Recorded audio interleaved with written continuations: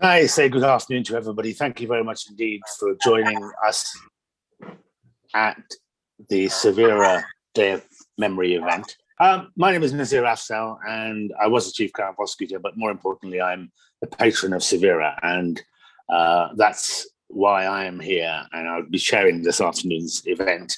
Can I just briefly, before moving on to the substance, deal with some of the housekeeping? Chat, I think we should be really used to this kind of online stuff now, but anyway, chat is disabled for participants, but we'll be sharing information in the chat box throughout, so please look at it when you can. I shouldn't go out saying no hate speech, inappropriate language, and please be respectful to all the panelists and to our fellow delegates. In terms of the process for questions, can you please use the Q&A box to submit your questions, which will be responded to in the Q&A session later this afternoon. If your question is for someone specific, please try and indicate that when you write your question in. Moving on out from housekeeping, a bit about myself and today's topic. For a long period, from about 2005 until I left the Crown Prosecution Service in 2015, I led nationally for the Crown Prosecution Service on honor-based violence, forced marriage, and other issues. But that's what we're here to discuss today. And the reason why we are having this event today is to recognize that it is the National Day of Memory. Now, why do we have a National Day of Memory? This began 4 or 5 years ago when we were campaigning, myself, Carmen Ivano, which is the charity that runs the National Helpline, and Cosmopolitan magazine. We were the Holy Trinity. And we worked hard to persuade the United Kingdom government that there ought to be a day once a year which remembers the victims of honor-based killings and honor-based abuse more generally. And why we have a specific day, as you will discover during the course of the next 2 hours, there is a very special case to be made for victims of honor killings. Invariably, they're committed by their own families and by people who are meant to be safeguarding them and caring for them. And what they tried to do in committing a killing is to extinguish the memory of that particular person. And so usually, if you have a loss of life, the family are there to mourn, to remember, to commemorate. But if you've got a situation where a family is responsible for the harm in the first place, well, you can be assured that they will not remember. And so therefore, we thought it was important to have a day that we, the public, those who work with victims and survivors, those who deliver justice where possible, that we actually remember those who've lost their lives and those who have been saved but who've suffered significant harm. And that's why we have a day of memory. It is really challenging. It was never in my job description that I should attend funerals, but I did. When it came to victims of honor-based abuse, because the families invariably weren't there, it would often be an NGO that would lead the funeral service or the memorial service, and myself and the senior police officers, whoever else, would attend, in effect, as the family of the deceased. And that's, again, very unusual in all the types of crimes that we've had to deal with and continue to deal with in our lives. So that's why we have a day of memory. During the course of the next 2 hours, you'll hear more about the particular people who we're trying to remember. Many of them are etched on my mind, whether it was Roxana, who was murdered by her mother whilst her brother held her down, whether it was Heshu, who was murdered by her father, who learned that she had a boyfriend, but only learned that because the school rang him up and told them that she was playing truant. It might be because of her boyfriend. Whether it was Banaz, who was murdered by a number of people, including her father and uncle, for kissing a boyfriend outside of a tube station. Whether it was Sajda, who married somebody who her family wanted, but her extended family didn't want, murdered on her wedding day. Whether it was Alicia, who was 9 years old and murdered in a house that was set on fire simply because her brother was texting a girl from another family. Whether it was Surjit, who was murdered in India and whose body we've never found because she was wanting a divorce, or whether it was Geeta, who simply also wanted a divorce, but who suffered massive machete wounds in North London as she went to pick up her child from a childminder. You can get the picture. These are brutal killings carried out against people who are simply wanting to make their own choices in life. Things that we probably take for granted that they were not able to fulfill. And even the thought of them doing something of such a nature, a choice, to choose who you want to marry, if you want to marry, choose your education, whether you want one, choose who you fall in love with. All of those things that were denied these people, and then they suffered the most horrific harm because they had chosen. That's why we have this day. And I'm going to briefly, if I will, introduce I'll let the panelists introduce themselves. So can I ask, you probably see them on your screen, can I ask individually, starting with you, perhaps Ian, just quickly introduce yourself. Yeah, good afternoon, Nazir. Good afternoon, everyone. It's a huge privilege to be here. My name's Ian, I'm the Deputy Chief Constable of Merseyside in Lancashire, in East Lancashire, and at every level of my service have dealt with the impact on victims and families of honour-based abuse. We continue to learn, we continue our huge commitment in Merseyside, which is why it's a privilege to be part of this Memorial Day, so I can hear and be involved in the discussion in order to continue to provide the service that's needed in this hugely important and impactful area. So thank you, Nazir. Thank you, Ian. Nicole? Hello, good afternoon, everyone. My name is Nicole Jacobs, and I'm the Domestic Abuse Commissioner for England and Wales. And I'm Thank you so much. Very Afrah? honored. Oh, forgive me. Carry on, Nicole. Mentioning, I'm just very honored to be here, as I'm sure we all are. Excellent. Afrah? Hi, I'm Afrah Qassim. I'm the founder and CEO of Savera UK, and I'm so delighted to have you all here today. Thank you. Who we got? Saliha?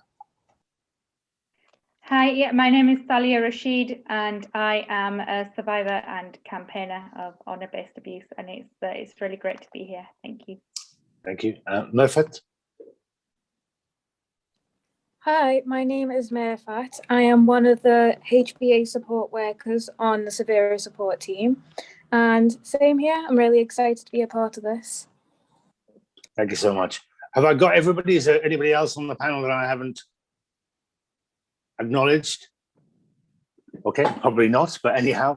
Can I thank you all? You're going to hear a great deal more from everybody that you've just heard from, and also I suspect from one or two others. Before I introduce the next session, which is Afrah speaking on behalf of Savera, can we do one thing that's really important? I mentioned some names to you earlier on. There are hundreds, if not thousands, of victims of honour-based violence, certainly of honour killings, in this country and around the world, thousands around the world, tens of thousands. Can we do one thing, and that's to have a minute's silence, just to reflect and think about, as I said, how important these people are to us, how we must always remember them. So can I ask you please to, well, you're all on mute anyway, but even if you weren't on mute, can I ask you please to reflect for a minute on the purpose of today's day? Thank you.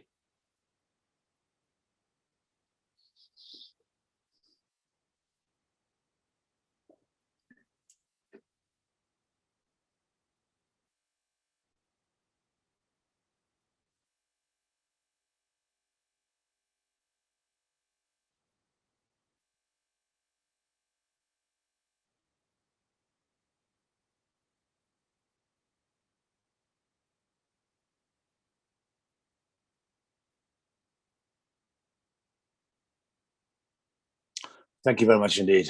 I very much appreciate that, and I think others will undoubtedly do the same. Can I now pass on to Afrah? You've just heard briefly, Afrah is the founder and CEO of Savera. I've known Afrah for far too long. I love her to bits. I mean, she's been an absolute star, and the work that she's done at Savera, you're going to hear more of, and I'll pass it on to you. Afrah, over to you. Thank you, Nazir. For those who doesn't know Savera UK, Savera is a registered charity based in Merseyside, but it is a national charity. and it's around focusing on tackling honor-based abuse, harmful practice and culture-specific abuse, and supporting those who are victims of honor-based abuse. I wanted to start by thanking you of being here this afternoon on the 14th of July. It's a national day, as Nazir mentioned. Today is such an important day to remember those who lost their life in the name of so-called honor. We want to remember and celebrate them all. They are not forgotten, and on their behalf, we are here to speak out. Also part of today, we want to celebrate and welcome the Domestic Abuse Act that came in April this year, which is bringing new changes to tackle domestic abuse within our communities and the country. With that being said, again, another law excluded migrant women and survivors of honor-based abuse. Campaigners and many organisations like Savera UK who have been campaigning to ensure migrant women and practices like harmful practices are part of the wider agenda. But again, we are falling through the net. For example, women with an insecure immigration status, they will be reluctant to report to authorities for fear of detention, deportation, destitute, and also those with no recourse to public fund, which often leave them financially unable to escape. Similarly, for women, both British and migrant, trapped in honor-based abuse, despite the fact honor-based abuse and honor-based abuse violence learn many tactics from domestic abuse, such as coercive, threatening and controlling behavior and physical violence. Honor-based abuse and honor-based abuse violence as a standalone form of abuse has not made its way into the many landable classes of the bill. Because of abuse often occur behind closed doors, leaving victim trapped, isolated, and locked up with their abuser.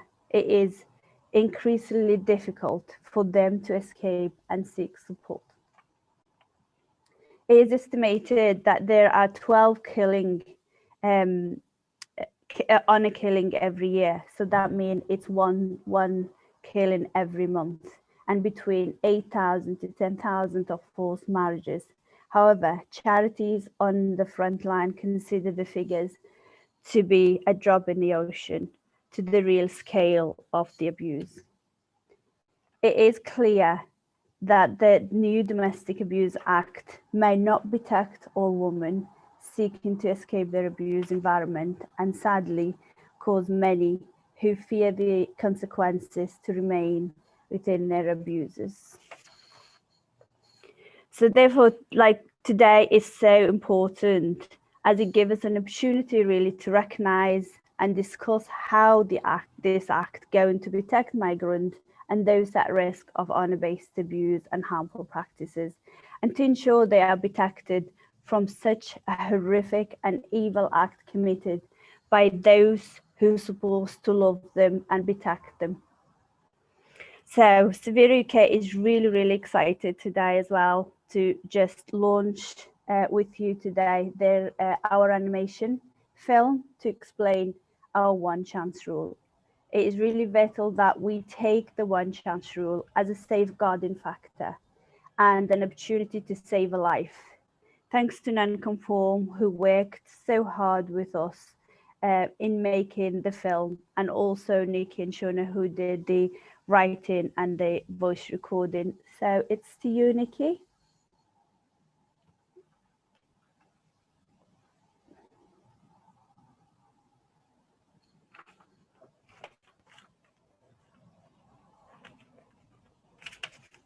Join our campaign to eradicate harmful practices. #I'mSpeakingOut.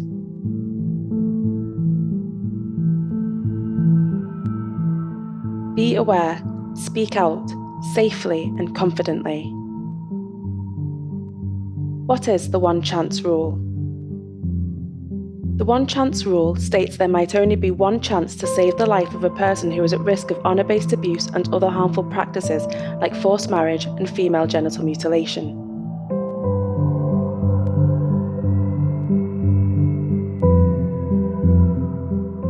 They may only have one chance to tell you that they are in danger.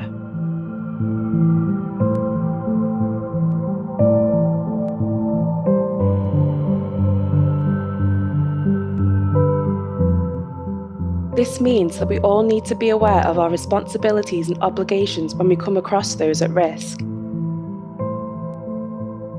If a person at risk is not listened to or taken seriously, they will walk away without help. That one chance might be lost, and a life may be lost too. Follow Savera UK's guide to keeping a person at risk safe and alive. Do not send them away. Approach members of the family or wider community, attempt mediation or reconciliation with the family and/or community members, share information without consent. All of these actions could increase risk of harm. Do speak to the person immediately in a private place where you will not be overheard. Reassure the person that they can speak to you in confidence. Take them seriously and listen to what they are saying. Understand and accept their concerns. Recognise and respect their wishes. Get immediate advice if you are not sure what to do. Do everything you can to keep the person at risk safe. If you feel they are in immediate danger, call 999 immediately. You have one chance to save a life. Follow the one chance rule.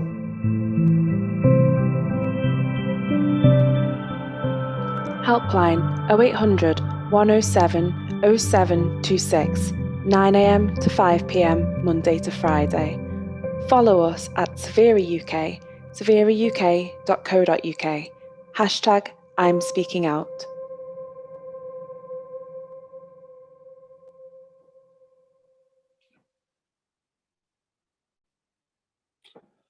Thank you, Afrah. That was a very, very powerful video. Again, and the one chance rule is really significant. I can point to so many cases that we've dealt with where, quite frankly, we had one chance to save somebody's life and didn't take it. And whether it was, or in some cases, in Banaz and Mahmoud's case, there's several chances and we didn't take it. But I mean, I just think one example. For example, I think of Samara Nazir, who was murdered in West London. At 10 AM, her mother took her to her boyfriend and said to her boyfriend, "Please wash your hands of her. I don't know what will happen to her." And he said, "No, I love her, I love her." And 2 hours later, she was stabbed 18 times in the presence of infant nieces who were splattered with her blood. So if somebody had done something, and it escalates so fast, the idea that you could say to somebody, "Come back tomorrow, I don't know what this issue is just nonsense." You can't do that. There is no tomorrow. And also, you have to remember, some of the victims have no understanding or little understanding of what authority is or the state. And they may turn up at a very large building. I think of examples where they turn up at the town hall, they talk to security, and security says, "I don't know what you're talking about." And that's your one chance. So you have to ensure that training goes all the way to an organization to at least basic awareness at the front door, at the front entrance, because those are the kinds of occasions where you may be able to save someone's life, but you chose not to. So can I invite now Saliha? You heard from her earlier on, a survivor and campaigner. And Saliha is going to share her story and also talk about intersectionality and the gaps, particularly in the domestic abuse that you've just heard of. So Saliha, over to you. Can you hear me? Yes, we can. Oh, yeah, sorry. Yeah, thank you. Thank you very much. And it's really great to be here. And I just want to acknowledge, Afrah, that was a great video. And I'm really pleased that you were able to do the voiceover and make it accessible. And that is a great example of inclusion. So thank you for that. So yeah, my name is Saliha Rashid. And I, as I mentioned, I am a survivor and campaigner of honour-based abuse. And it all started for me. I come from a Pakistani community and a community that operated an honour system. So that means that everything in my life was under constant control and monitoring, particularly starting within my teenage years. So aspects, the very simple aspects, from what time I went to bed, the books that I read, all those kinds of things weren't in my control. And at the same time, I was always told that because I am blind and a woman, I couldn't have high aspirations or be independent, because disability in my community is seen as something negative, something shameful. Disabled people are perceived as not being able to have aspirations for themselves or be independent. And I made 3 attempts to leave behind this honour system. The first time I was 16, and I went to a women's refuge in another town, and it was very isolating. I had no mobile phone. I didn't know anybody there. I didn't know my way around, and I found a lack of support within organisations. So organisations that had expertise of issues around domestic abuse had no idea about disability, and similarly disability organisations didn't know what honour abuse and domestic abuse and things like that were. So because of that isolation, I ended up going back home. And I thought at that time that things would change, and but I was told that it was me and I had to change. So a couple of years later, I made another attempt to leave. And because again of the lack of support, I ended up going back. It's worth mentioning that the first time I left, I was told that it would take 6 weeks for a support package to be put in place for me. And so I went to university, and at the beginning, Nazir mentioned having choice over education, and I didn't have that. I had to go to a local university, and I always wanted to go to a university away from home. Education is something that I always valued, and I still value. But when I went to university, that kind of the divide between the life I was having to live and what my colleagues on the course were living was very, very different. I had to go to lectures and straight home, basically, and that isn't what I wanted to do. So it came to a point where I considered withdrawing from my course, and because I just thought it was just very isolating. There was no I was just like, what's the point in continuing this if I can't, be independent and move away and things like that. But I didn't. There was something inside of me that said, no, there is a way out of this. And so in April 2012, I left for the last time. And the way in which I left, because my phone was taken off me, so I had no way of communicating. But what saved me was my Braille machine. I have a machine similar to this. I don't know if you can see it, but that I could use to message my friends at university and just say, I need help. And I didn't actually know if that could work, but it did. So I'm always going to be grateful to my machine. And obviously, because I read Braille, nobody knew what I was doing. So it was a blessing. Yeah, it definitely still is a blessing. So I left and I went to university. I had completed my undergraduate degree in psychology. And then I completed a graduate diploma in law. And in 2018, I completed a master's degree in social work. And at the same time, I started to campaign on these issues, because when I left, I kind of realized that I won't be the only person in this situation. There will be others, particularly visually impaired women and girls like me, but also other disabled people, where there's just no support, or the research around this is really lacking. So I decided then to start doing some reading and things, and I actually didn't know what honour-based abuse was. I didn't know this term until I left, and I read Jasvinder Sangera's book, and then I realised that, oh yes, actually, yeah, this is what I went through as well.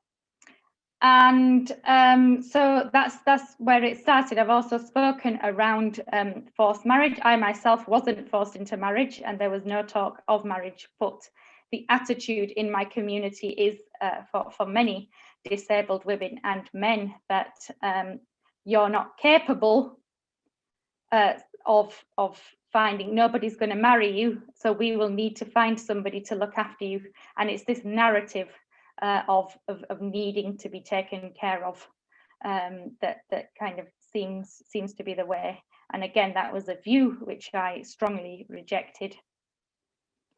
So that brings us to the domestic abuse bill, which, as we heard, has a lot of gaps. There's still a lot of work to be done. There's a lot of work to be done around disability and raising awareness, ensuring access to services, including information in accessible formats, and also accessible refuge provision, and of course support for migrant women. And the lack of recognition around this is quite concerning. And we just saw the one chance rule. I just wanted to expand on that, because there'll be a lot of people listening here, a lot of professionals. And often when working with people who are disabled, it's often the case that they won't speak to them on their own. Their family member or their partners and will be present, because to provide support. But it's really important also that we speak to people on their own, because that could be the one opportunity that they have to disclose abuse, whether that's doctor's appointments or hospitals or the police, and that for me is really important. And for survivors and victims out there, my message would be that there is light at the end of the tunnel, and there is support available out there. There are some great organisations like Savera who can provide support and advice. And most importantly, our families and communities and society may say we brought shame, but their shame is our honour, and that's what we hold on to every single day. Thank you. Thank you very much, Cecilia. That was really touching. And I think Nicole would probably agree with you about a great deal of the things you said around the Domestic Abuse Act, but I'm sure I don't want to steal her thunder. She'll have her own opportunity shortly. I should have said at the outset that Joanne Anderson, the Mayor of Liverpool, will be joining us around about 5:30 for this session. I'm afraid she's stuck in mayoral meetings, I mean, it'd be lovely to see her. Joanne used to work with me at the Crown Prosecution Service back in the day, and now she's Mayor of Liverpool. There you go. You can achieve so much when you leave this organisation. Anyway, that's a different story. Can I pass you on back to Afrah? Afrah is going to read a case study and then introduce Merfat to you. Thanks, Nazir. So I'm going to read this case study on how Savera dealt with the case done, rather than the survivor telling their stories. So just to highlight the work that Savera does and the situation that we find our client in, would to share with you. So a young woman who was an asylum seeker was referred to us. She had moved to a new area after suffering honour-based abuse and violence from her family. Her family knew the area she was living in, but did not exactly know where she was living. After her move, she was referred to Savera UK primarily for emotional support as a result to previous honour-based abuse. However, On learning of her situation and following a risk assessment, we highlighted that it would be best if she was moved to an area that her family did not know or have any contact with to her previous, provide extra safety. We identified that she remained at risk of honor-based abuse, specifically that her family were planning to force her into a marriage, that she was being abused by family members, and that threat of honor-based abuse had been made. We were also concerned that her younger sibling was at risk of forced marriage and abuse. We worked with other agencies in various locations to plan for her move. Everything was prepared, but the day before the move, the clients stopped answering Savera UK check calls. This was unusual as the client had maintained constant contact with Savera UK. We contacted her accommodation provider and arranged for her room to be checked. It was empty and her belongings were gone. The police were alerted and CCTV footage appeared to show family members taking her and her belongings away. Her whereabouts had been disclosed to the family by a member of their community in the new area. As we worked with the police and other agencies to try and locate her, we received a text message from the client stating that she was safe and there's nothing to worry. But this was suspicious. The client had never used text messages to communicate with us before. We had only spoken on the phone. We shared this information with 2 police force involved, one from the area where the client had been living and the one from an area where her family lived. A welfare check on the woman and her family home was arranged so that the force could check that she was indeed safe and well. She was there and the police interviewed her about her well-being, but a significant mistake was made. She was interviewed in presence of her family. This mistake is something that happened a lot due to the lack of understanding about honor-based abuse and how families and communities that use honor as control and abuse people operate. She said she was fine and did not need support. But what would you disclose the truth while a person you fear is sitting next to you and watching your every move, or even if they are just next door?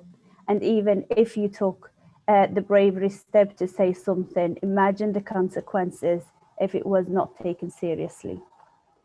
Savera continued to raise concern and referred the case to Children's Services, highlighted the risk of forced marriages of clients' younger sibling. Again, Social Services completed the assessment with the family, but it found no concern or forced marriage of the younger sibling.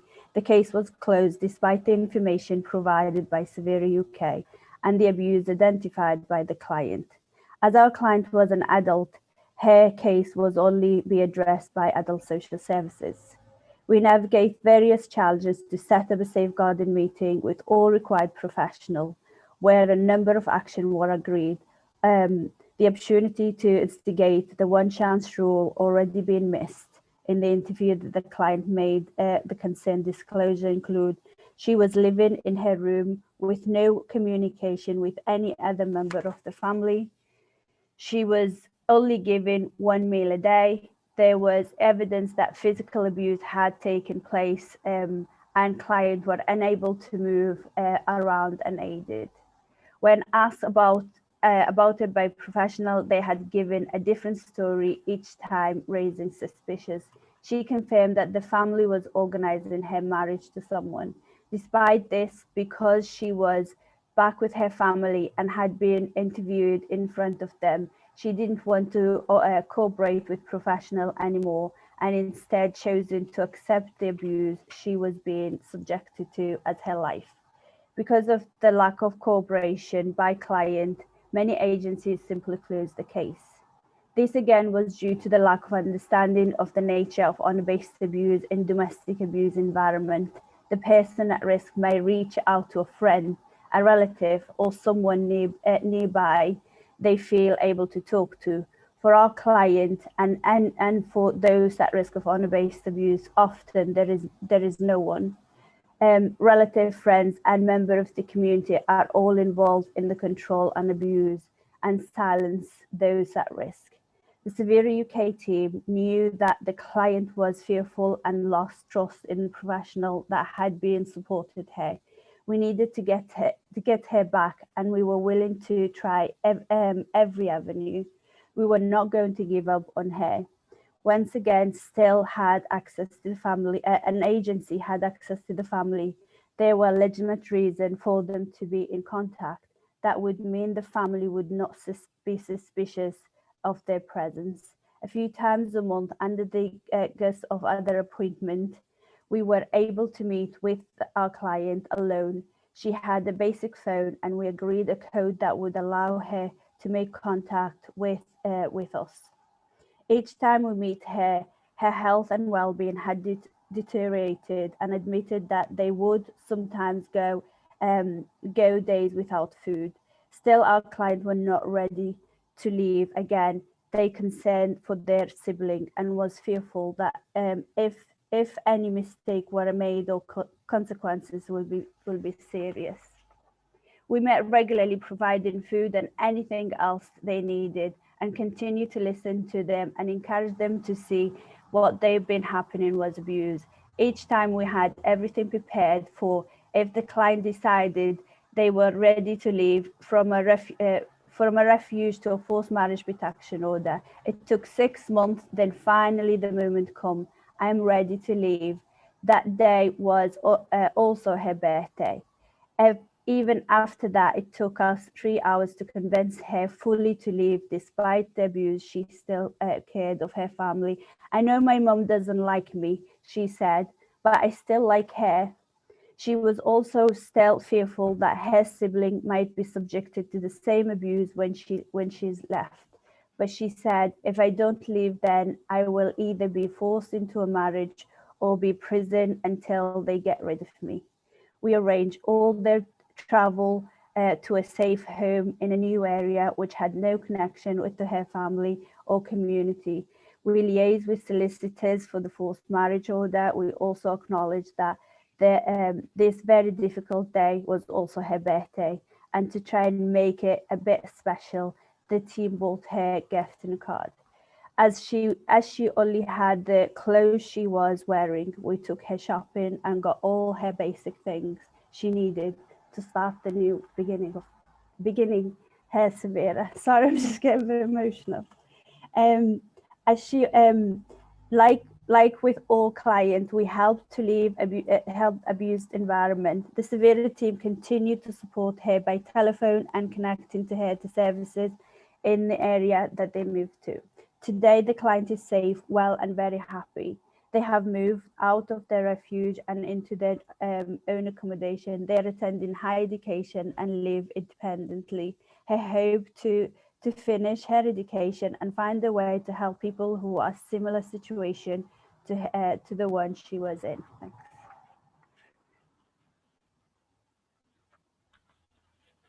Hi all. So I will be reading the testimony provided by one of our survivors, and it goes like this. I am an asylum seeker, and I was a victim of domestic violence when I contacted Savera UK. A friend had told me about the charity, but at first I was apprehensive because I had no one to talk to or anyone to understand my problem. But the moment that a member of Savera UK welcomed me and gave me the confidence to speak out, I felt safe and comfortable. The most valuable support that they gave me was when a member of staff had came with me to the Home Office to report that I was feeling very vulnerable. As well as practical help, they had given me a lot of support in dealing with my situation and are always there whenever I need a shoulder to cry on. My self-confidence has been boosted, and I feel safe knowing that Savera UK has my back. I can talk to any member of the team about how I'm feeling, or even if I need to cry, I know they would understand.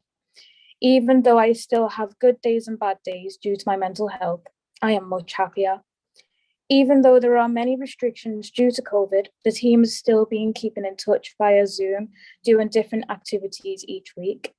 I would definitely recommend that anyone who is suffering from domestic violence and mental health problems that come with it reaches out to Savera UK. They're a group of dedicated people who are always ready to give support and help and understand without judgment. Thank you.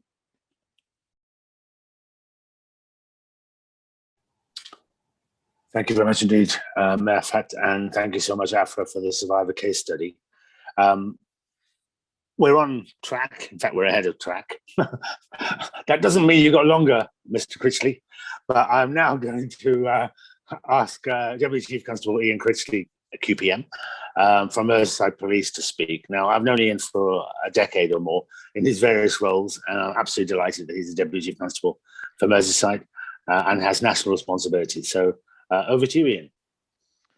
Thanks, Nazir. And as I said in my opening, it's great to be here. I suppose I reflect back on what I've just heard from Saliha, Afrah and Merfat to start with, just before I go into it, because of course that's the huge privilege, but also the responsibility we have as both as police and as a partnership organisation, particularly with Savera UK, in terms of seeking both to prevent such issues happening in the first place, but giving confidence to victims and families to come forward whenever and wherever this abuse has occurred, confident in the service that we have, confident in our ability to support them, and confident in our ability to bring, where we can, offenders to justice. And in 2020, Merseyside Police dealt with over 27,000 cases of domestic abuse, a rise of 12%, and that has continued to rise this year.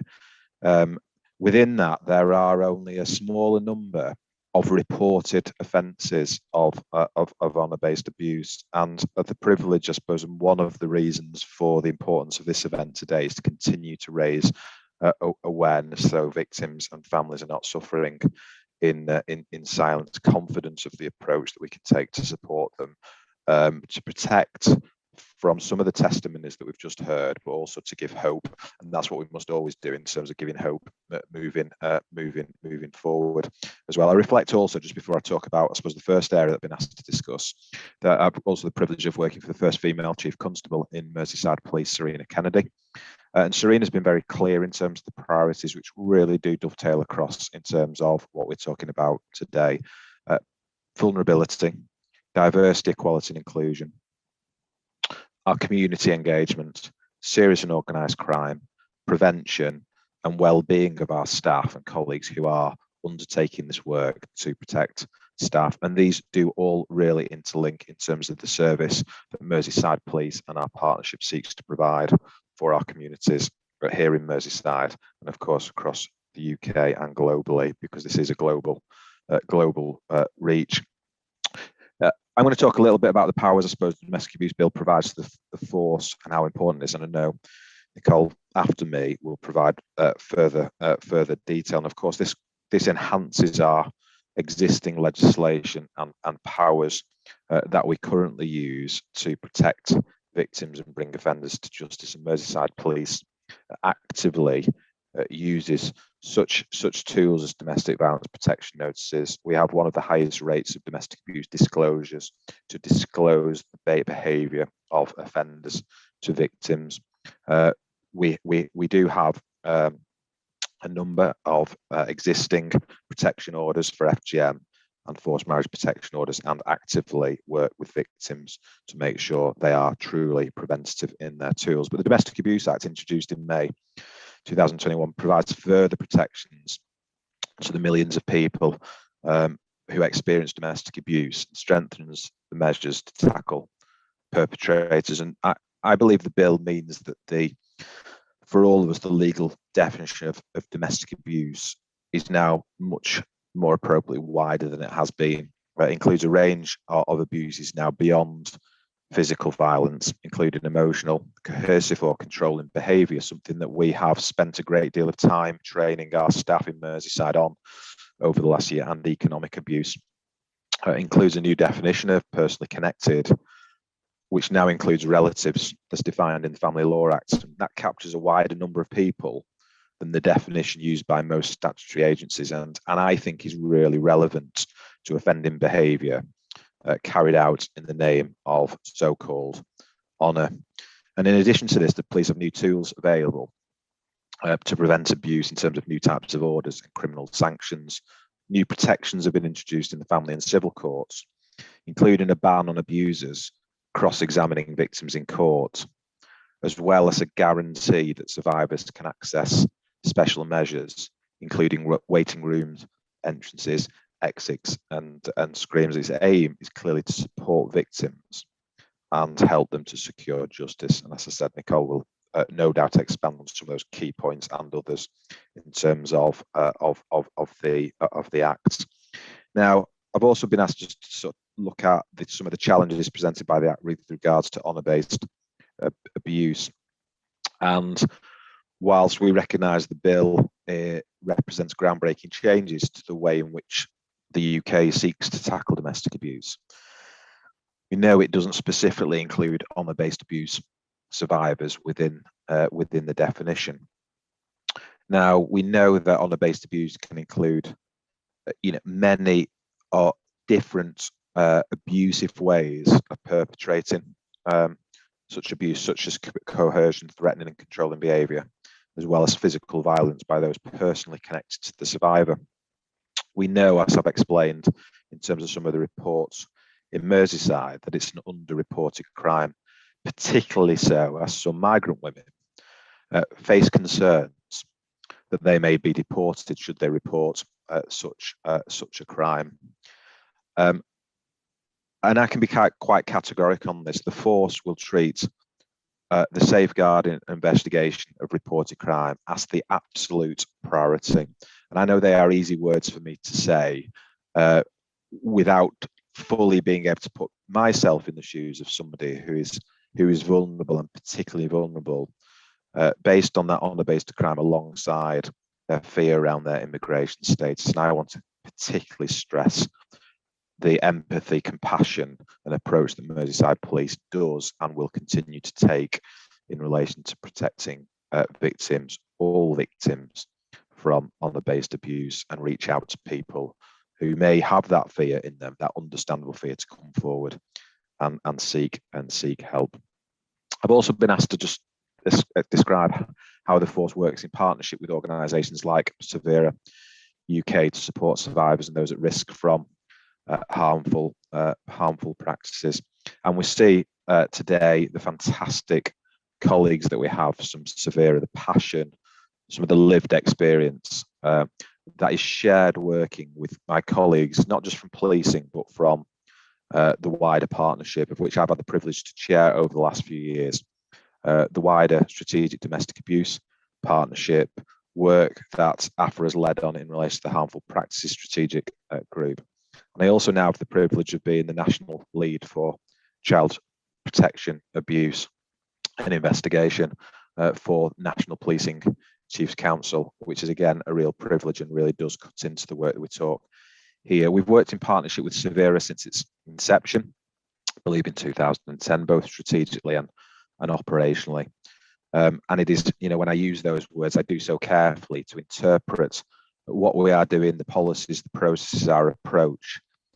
The most important thing is how they are interpreted in terms of our staff, our brilliant staff on the ground who seek to protect, but recognising that at times we do things that have adverse consequences, and we are a learning organisation and we need to continue to learn, and the Domestic Abuse Act is one area we'll continue to invest in training our staff to give them the right tools to support victims.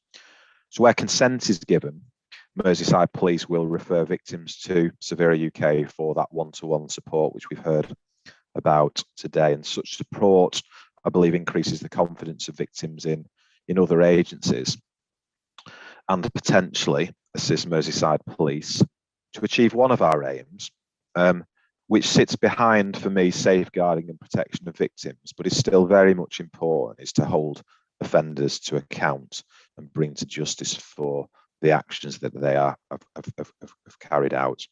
Those actions that we know have a lifetime of consequences for the victims and families. Merseyside Police and Savera UK co-deliver the harmful practice training to professionals across a whole multi-agency workforce, both statutory organisations as well as other third sector charitable providers. And we work with all partners under the Strategic Domestic Violence and Abuse Group to tackle all forms of domestic abuse, including honour-based abuse, forced marriage, and female genital mutilation. Operationally, the force chairs all multi-agency risk assessment conferences across the force.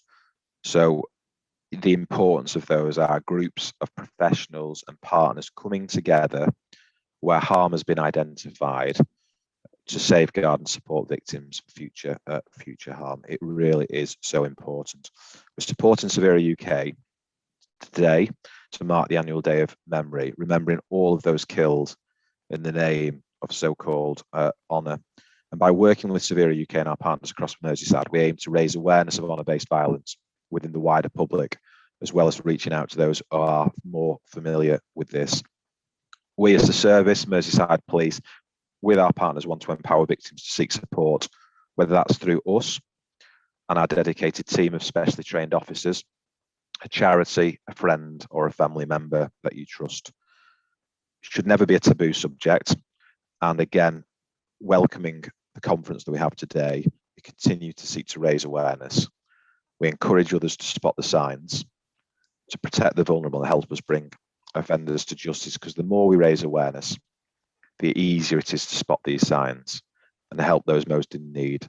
And I reflect back on the work that I was privileged to work with Nazir on in Lancashire, which we've transposed here in my own learning. And I reflect back today just to continue that determination to talk about this as openly as we can, to make sure the victims are aware of the services here, to not be frightened to reach out to us. We know, as per the video, we may only get one chance to speak to a victim.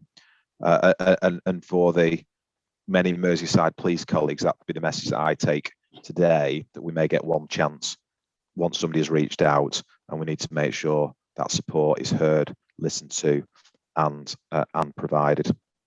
Because we know few incidents of honour-based abuse reported to us, and even fewer incidents of forced marriage and FGM, and we believe those numbers continue to indicate there is still a level of underreporting. There must be nothing worse than sitting in fear or silence, not being able to reach out. And again, that's a message that we want to continually to change the narrative.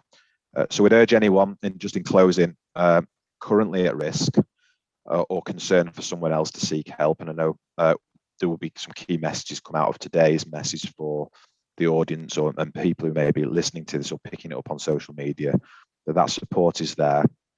And particularly linking back to what I talked before, regardless of anyone's status, and particularly immigration status. I'm really grateful for Nazir, to yourself, to Savera, to just give me the opportunity to speak, be part of the panel, to continue to my learning and my commitment to make sure we're doing all we can to protect victims and give confidence in the service we have here, to seek to eradicate this appalling crime, where people can not fear but thrive in our society and in every community across Merseyside and across our wider communities. Thanks very much indeed.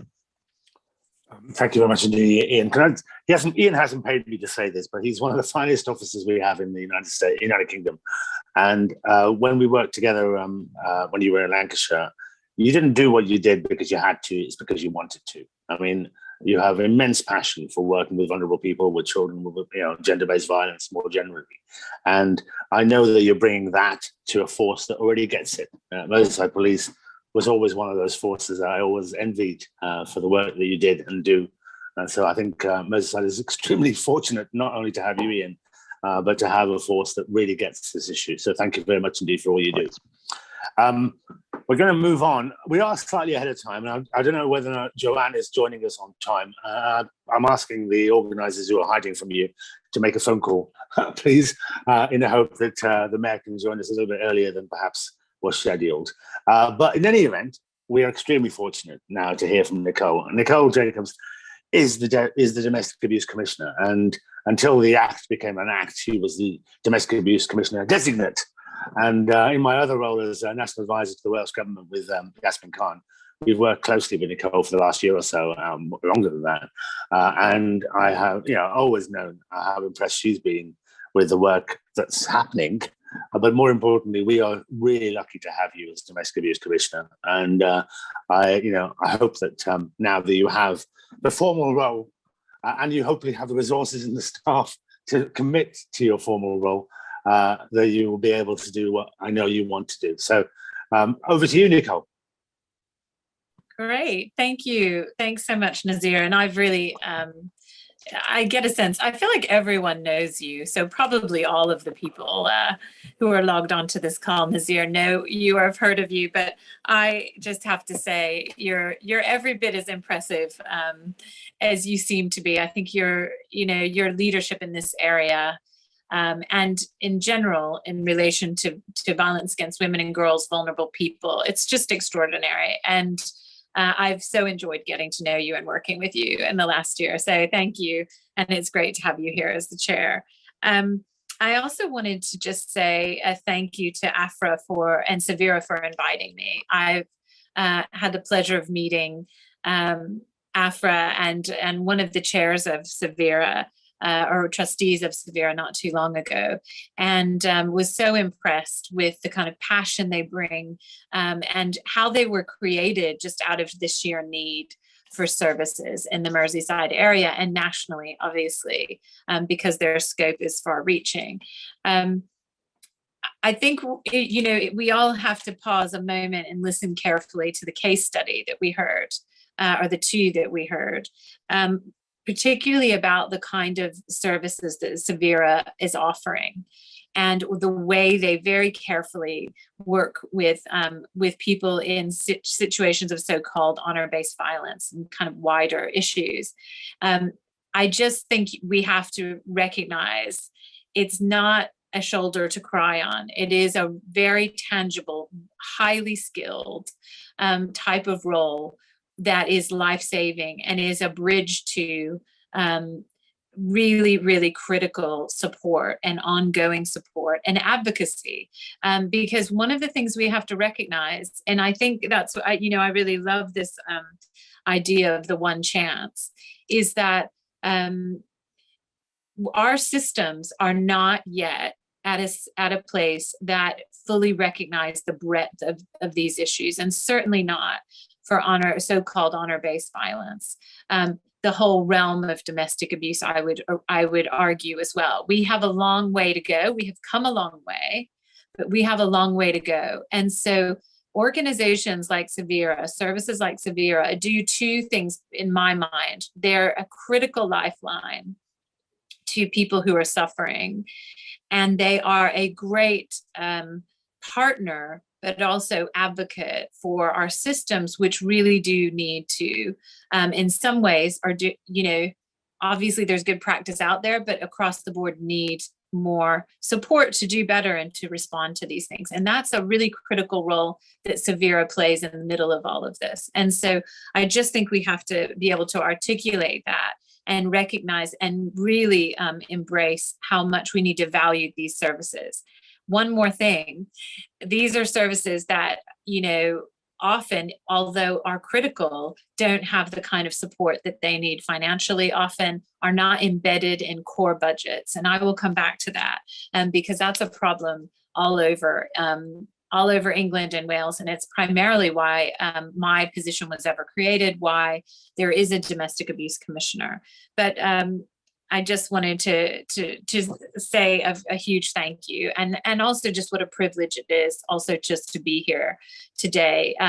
I am really struck by what Nazir said about how this day of memory ever came about, which is to really recognize that that people who've lost their lives in this way won't have the advantage of being remembered in the same way.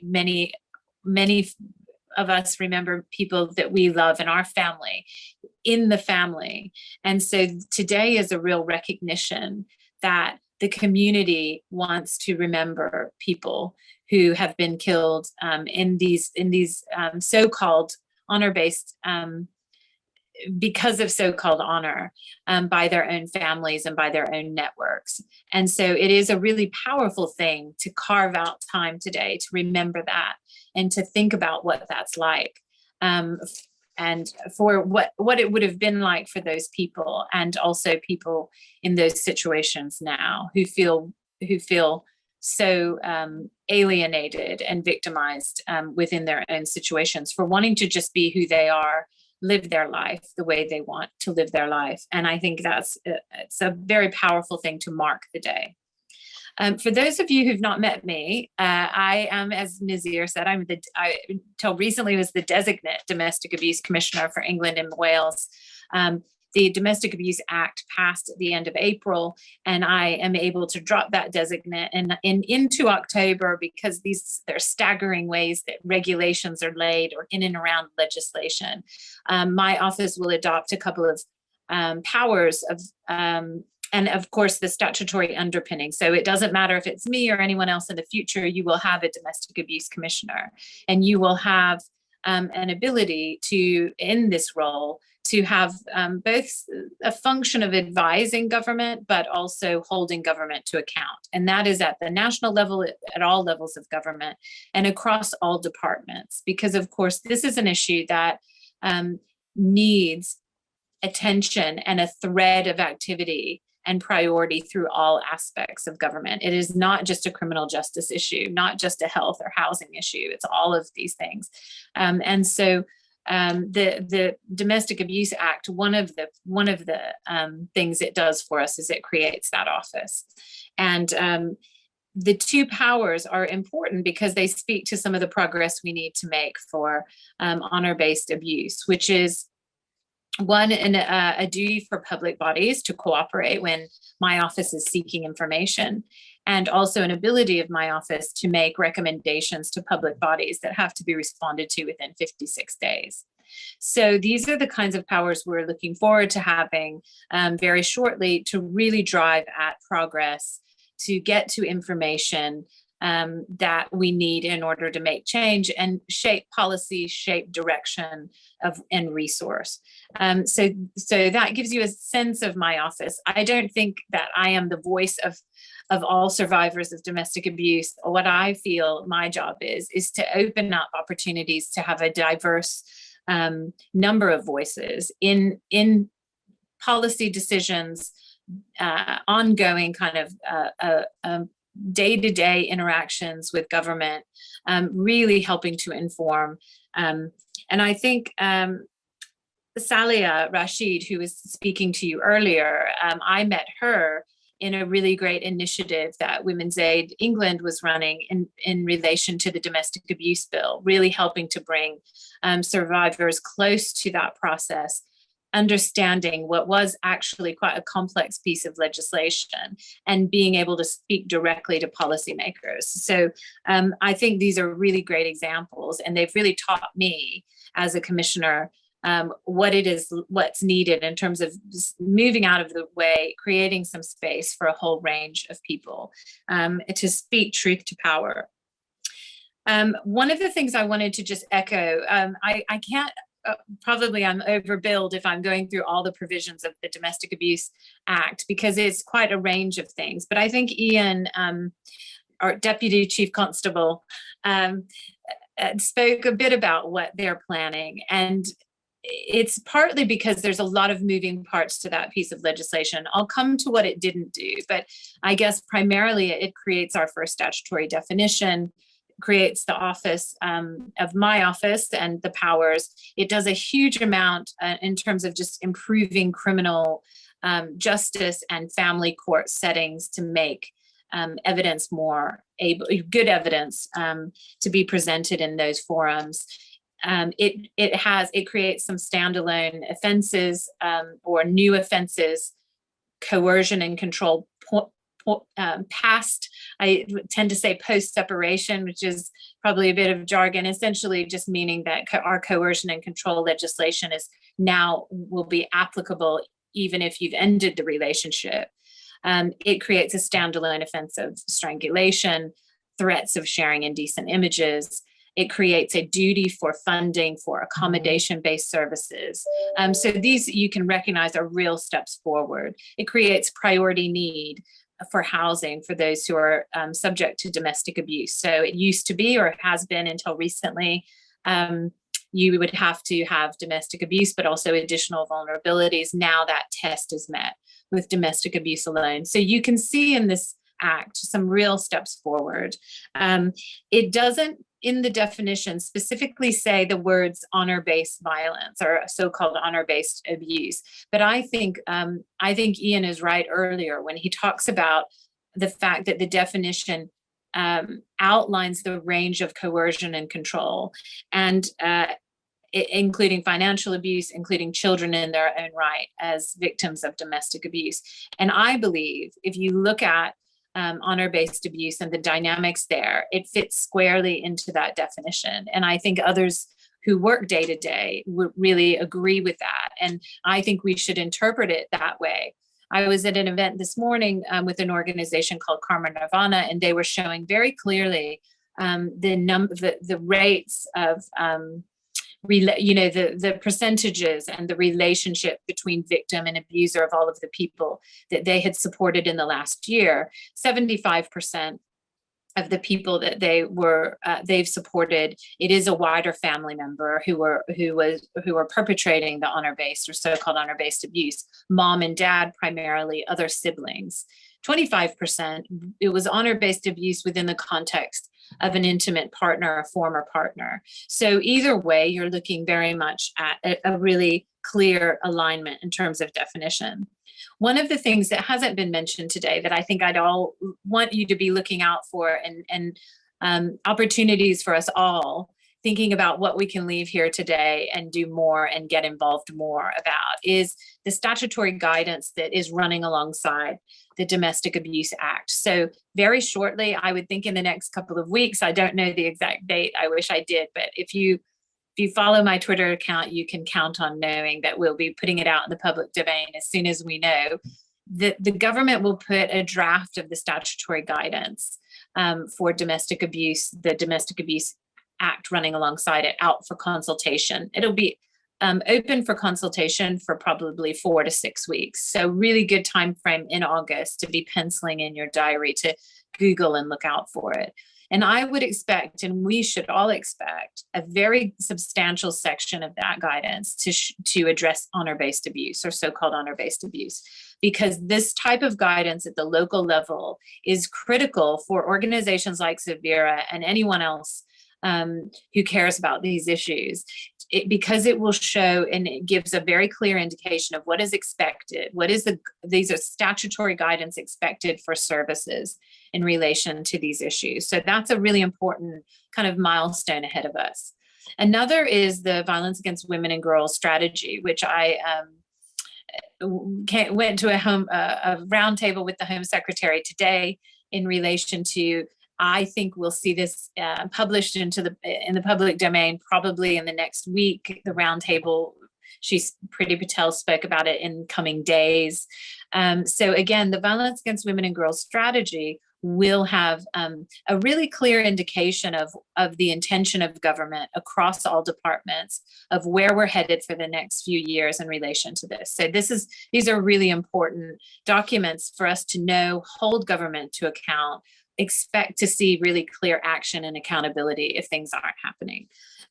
So those are important parts of the bill. A couple of things that I wanted to just say very quickly about the priorities for my office that don't sit within the Act. One is about the provision of community-based services. Savera is a very good example.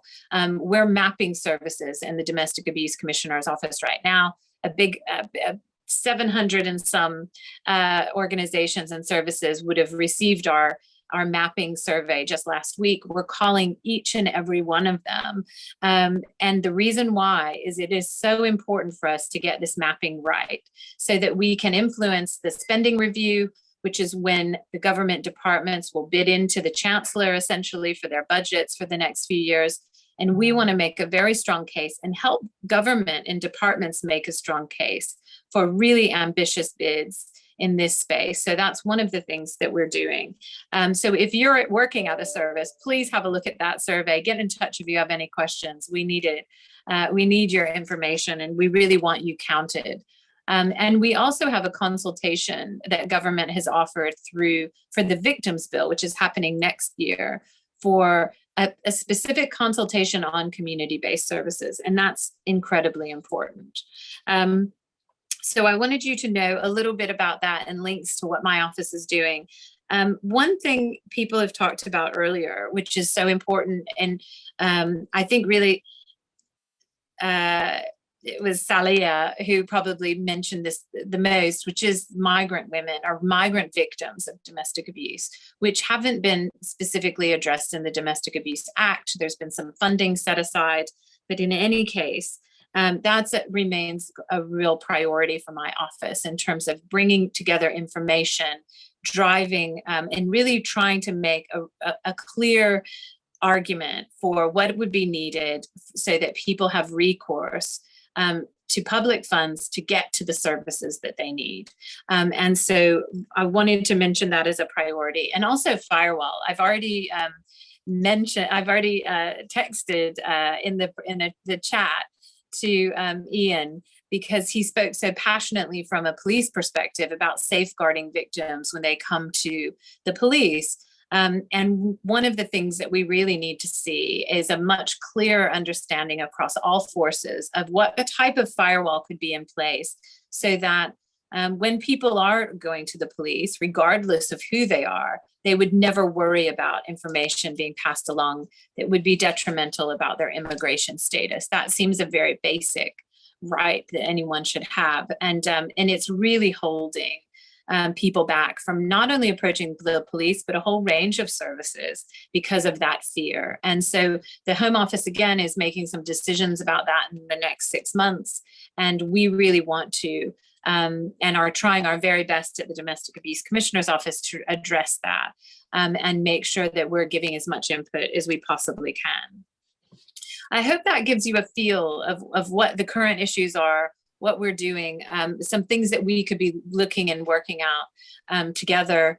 And I'm sure we'll have some questions, but I suppose just the last comment I would make is that our office, the Domestic Abuse Commissioner's Office, we have policy team, we have some research and analytics and comms, but the most important team in my mind is our practice and partnerships team, which sits with kind of a focus on various geographical areas in England and Wales. And that's because what really matters is unlocking the potential at the local level, knowing how things are implemented, and what the good practices are, what the challenges are, and how we can use some of the powers of our office to get to information that really drives a much more consistent practice at the local level. So I will put in the chat how to get in touch with our practice and partnerships team, because it is important for us to hear from you, to know what your thoughts are in terms of good and bad and all of the above. And it is always an open door at our office, at the Commissioner's Office. So I really just want to thank you again for the ability to talk to you today, to just introduce myself and really support Savera and the work that you do in any way that I possibly can. So I'll hand back over to you, Nazir, and I'll Thank wait. you very much, Nicole. That was extremely illuminating in 15 minutes. Well done. I don't think we've joined by Joanne just yet. I just want to ask you, say, you come from Alabama, don't you? Because I did my Desert Island Disc recently, and you'll hear it in a couple of weeks' time. And I did think about Linda Skinner's Sweet Home Alabama as one of my tunes, but I couldn't get it to work. But anyhow, that's a bye-bye. We've got, we've got some questions. Well, we've got one big question in the Q&A. If you don't mind, if I ask that question now while we're waiting for Joanne to come and join us, Right. That gives us an opportunity to just keep going, so to speak. This is from Amani Lowy, and she talks about, this is really for you, Ian, and you, Nicole. She talks about an urgency to re-establish legal aid to assist brilliant police work, ensuring it is easily accessible and made available to all who need it, regardless of their immigration status. And she talks about how the issue that I know we're all familiar with about recourse to public funds. And she asks, what steps would those in charge need to take to facilitate two things: legal aid, or the provision of legal aid for victims, and public funds to all victims who need it. And she also talks about wanting more resources for Merseyside Police, which I'm sure you'd love to hear, Ian, but specifically around the issue of recourse and legal aid for victims. Maybe, Nicole, you've got a view on that. I have a very strong agreement with that. I feel one of the things I didn't talk about today in terms of some of the key priorities for our office are about what I've talked about, the scoping of services, the issues in relation to migrant women. Another huge activity is in relation to family court. And the government, as I understand it, is conducting a review about legal aid. I feel it's not progressing as quickly as it could be. What's come out really clearly in the review thus far is the issues in relation to domestic abuse and how problematic it is for people who are not able to seek early legal advice. So then I don't have to tell you this likely, but they get into family court and unrepresented, and things get much, much more complicated than perhaps they ever needed to be, because there's this lack of understanding that victims of domestic abuse do not, number one, always disclose domestic abuse at the earliest time or use that term, even if the domestic abuse is quite severe. May not use the term, and they may not have ever called the police. 5 out of 6 victims of domestic abuse would not have had contact with the police, although the numbers to the police are huge. It's one of the most prevalent reasons people are called. It's a 1 in 6 calls to the police in relation to domestic abuse. So it starts, if you unpick that, it starts to give you a sense of the prevalence we're talking about. If 1 in 6 calls to the police are domestic abuse, and the vast majority of people don't call the police, you get a sense of how big this issue is. And yet, when people get to family court, or they're means tested, or there's evidence required, it's harder for domestic abuse victims than I think the systems really recognize and understand. So the long and the short of it is, in terms of means testing, I will keep at it in terms of making the argument in terms of legal aid. It's certainly one of our priorities. And we're working a lot. In fact, we're having roundtables over the next week about the shape of the oversight for family court. So our office has been asked to report on how domestic abuse is being addressed in the family court, because the government has accepted itself what issues, difficult, real significant issues are happening within family court in relation to domestic abuse. So I think what will come out of that is more evidence about the lack of legal representation and where that leads us. And we will keep at, very much making the case for legal aid changes. No recourse is exactly the same. I just think we're tying ourselves in knots to try to constantly create barriers for people who are subject to domestic abuse, who have no recourse to public funds. It should just be taken. With the will, the government could just say any victim of domestic abuse can have these services, housing benefit, to go to refuge, or whatever it would be. It's a simple decision that could be made, but right now we're working through using funds that have been set aside, trying to gather more data, really keeping at that as an issue. And I hope it will be something. I can tell you I'll stay dedicated to it until we see progress in both of those areas. Thank you very much, Nicole. Ian, there's something about resources for policing. You're extremely talented. You've got a really talented team. You're not going to say this. You don't have enough resources. But in terms of what you're doing with the resources, can you be more effective? Absolutely we can, Nazir. I think we talk about capability and capacity, don't we? So capacity almost as a number, capability in terms of what we ask our staff to do. We have had an uplift, a national uplift of resources into policing. That's meant that we are able to start lifting resources back up to levels heading back towards where we were in 2010, where we've had a significant reduction during austerity in terms of policing numbers that has hit hard on our service. But the uplift of resources, it gives us an ability to place people back into areas, particularly vulnerability, that we're talking about now, and that's something that we've been doing within Merseyside Police, with an extra sort of 600 people over 2 or 3 years. Of course, that takes a little bit of time to train people, but they are welcome. The other bit, Nazir, that's very pertinent, I suppose, is we've traditionally resourced an approach to policing where our volume crime has dominated our demand. And what we see in reports such as Police Foundation Report 2040 is we see a rise in all aspects of vulnerability, from domestic abuse, honour-based abuse, child abuse, and an exponential rise as serious acquisitive crime and other crime, which is important for victims, is coming down. And policing needs to adapt its model and adapt its capability and capacity to deal with changes in society, changes that are being caused by digitalisation, globalisation, as well as victims' needs. So we are investing those additional resources into areas of vulnerability. We're doing that now.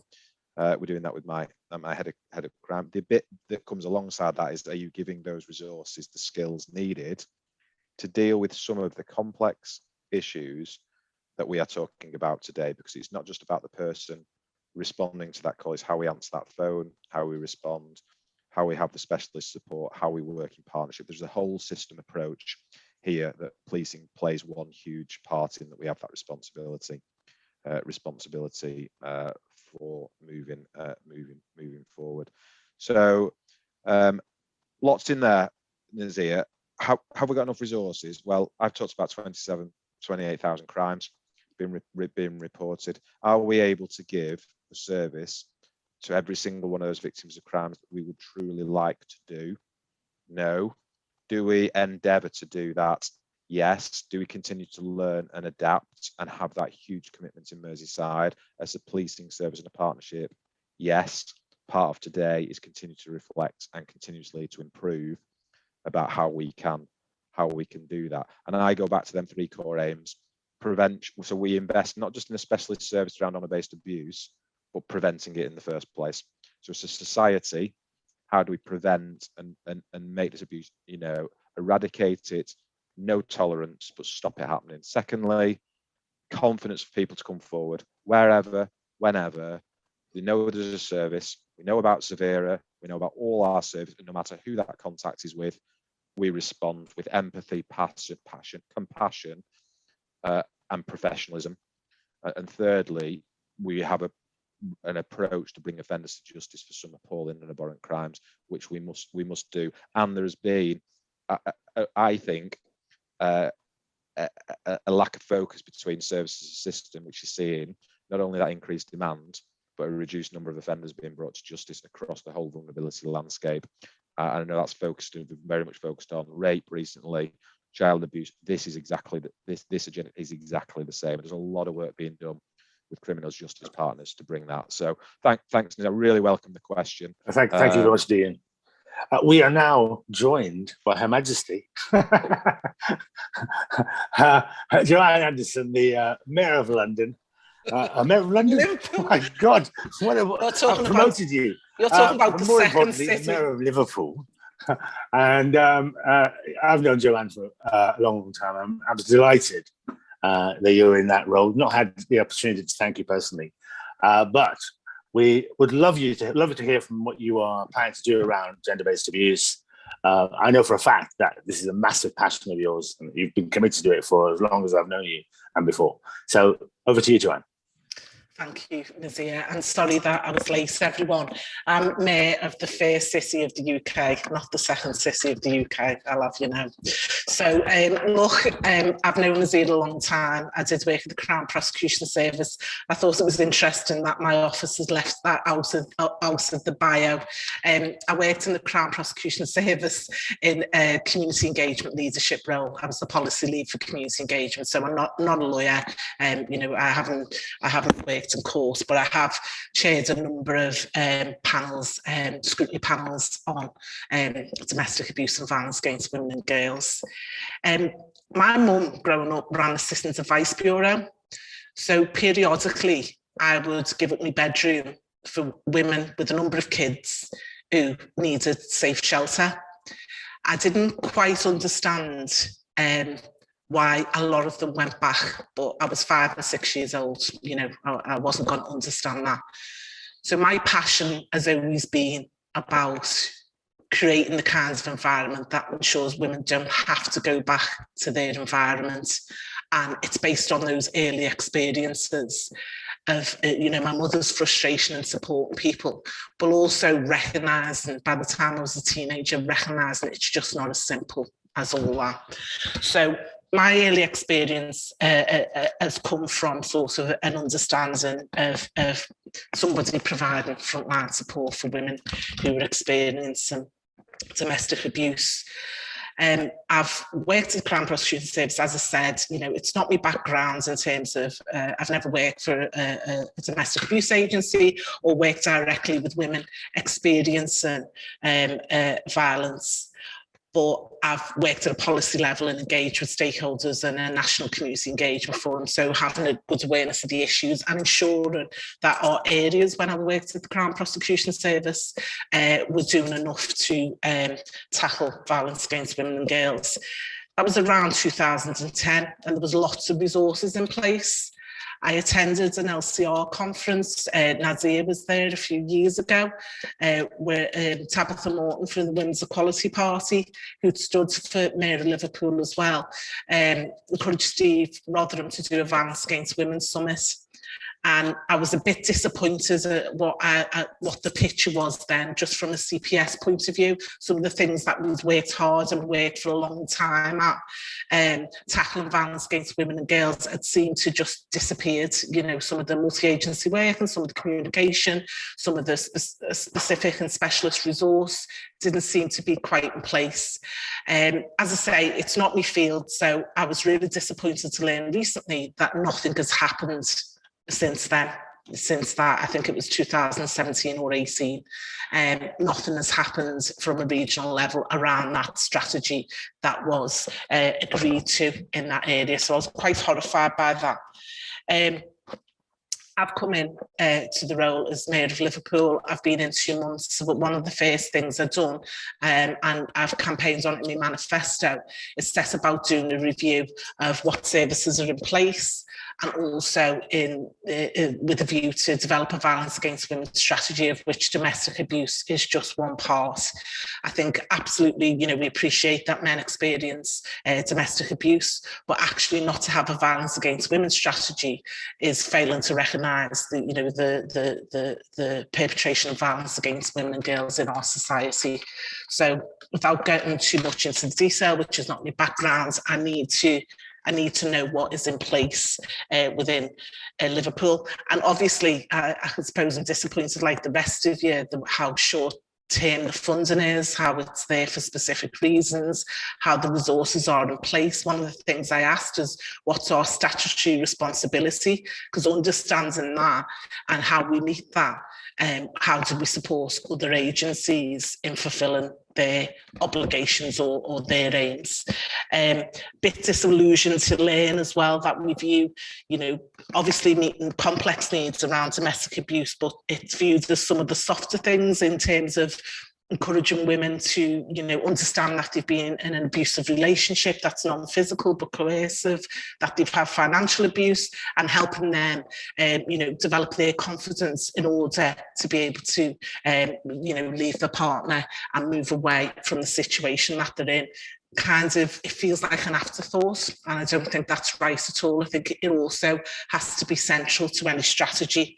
So obviously we welcome the domestic abuse bill, and there's some wins in there, you know, especially in terms of not being allowed to cross-examine victims, which, you know, many victims complained to us that they were on trial over and over again.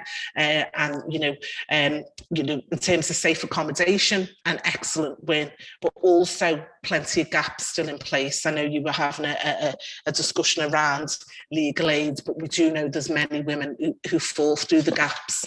And I hope as a city, you know, those who do not have access to public funds, we support through our agencies. And I'm aware of I'm aware of what Savera does, but also other agencies that do what they can. So in terms of accommodation, that was actually an area that we have some accommodation in place. We have a specific Black and minority ethnic refuge for Black women and the children, as well as some other refuge generally for women and children, but also for teenage women. And in terms of some of the things we're doing around strategy, the council before my time, I tried to develop a whole family, whole council approach. It cuts across different themes within the local authority.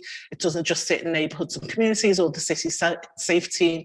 It impacts on adult social care, it impacts on education, children's services. So we need a whole system approach, and that's why I've got my office to conduct a review in light of viewing a strategy.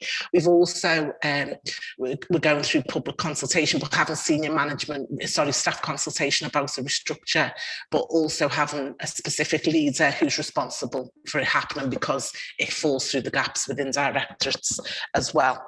So we are an area that experiences high level abuse. Some of the issues under violence against women and girls, people have been informing me. So, you know, apparently we've got really high statistics around stalking, and just generally some of the misogyny that we experience in the city is all part of the picture that needs tackling. So one of the things, and I've actually sat down today with some of the people from the team about violence against women, I'm trying to get a picture of the funding, what's in place, what we spend our money on, and what we would propose to do with money we can draw down for the bill. But one of the things that I've asked for, that we put centrally, and I believe it's a debate that happens every year, how do we support our voluntary and community sector to work with women and victims in a way that's just not piecemeal funding, despite us having piecemeal funding. And so we've come up, and I want to do things differently because this debate is ongoing, but maybe we look at participatory budgeting in terms of, look, this is the resources we have as a citywide, what can we do to ensure that, you know, everybody's getting the resource they need to support the women and the victims. So yeah, as I say, pretty new to it, but I have, you know, made it an absolute priority. I've under my portfolio, I've taken strategic oversight for violence against women and girls, hate crime, antisocial behaviour, and serious and organised crime, just based on my experience, probably what I've learned within the Crown Prosecution Service. You know, notwithstanding I'm not a lawyer and I don't get into the detail, but I think when it comes to leadership, you need to be seen to be making it a priority, and then it has an impact on others and they view it as a priority. So structurally, we've put something in place almost immediately, as I said, in terms of resource. But as I say, no quick fix, no easy answer. But on the longer term, what would I like to see? And I'm in term for 2 years. I would like to see organisations like Savera and other organisations who support victims having much more stability around being able to have the resources to do what they need to do. That's all I was going to say. Nazir, are you still there? Are you chatting? I'll take any questions. Is that all, Joanne? Honestly, I'm not sure there's more you want to talk about. Well, there is, you know, there is in terms of, you know, what I'm so passionate about it, but I've got to recognise that as a leader, I'm not down into the detail. I don't understand what you have to do on a daily basis, but I do know that I'm sure there'll be a question about your relationship with the Police and Crime Commissioner. At the end of the day, you don't have the budget for policing. That falls in the hands of the PCC. What's the relationship like for those who don't know? So Grace, me and Emily passionate about this agenda. We've only known each other a couple of years. We get on well. She's talked about, council receive money from that budget, and she's talked about perhaps giving it to organisations direct, and she has my support for that. Obviously, it's all to be debated and sorted through, and Emily might not go that way, but I'm up for what's best for the victims. I'm not up what's best or trying to protect anything in the council. It's what's best for the people who need the support. Okay, that's absolutely fine. Thank you so much, Joe. If we can move on, I mean, there aren't any more questions I can see in the Q&A, but I've got a couple in my head, if that's all right, with colleagues. One is about awareness raising. This is really to everybody.